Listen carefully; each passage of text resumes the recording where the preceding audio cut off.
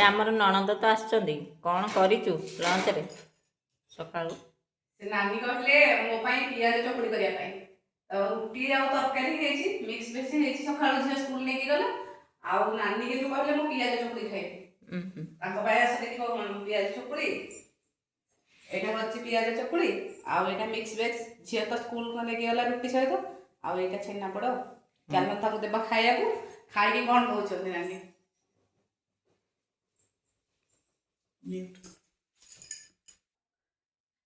ଏଇଠି ଆମ ନଣନ୍ଦ, ବଡ଼ ନଣନ୍ଦ। ଆଉ ଏଇଠି ଆମ ନାନୀ ଠିଆ ହେଇଛନ୍ତି। ଆଉ ତାହେଲେ ପଚାରିବା ନାନୀ କ'ଣ କହୁଛନ୍ତି, ଖାଇବା କେମିତି ହେଇଛି। ଖାଅ ନାନୀ, ଖାଇକି କୁହ କେମିତି ହେଇଛି। ଭଲ ହେଇଛି।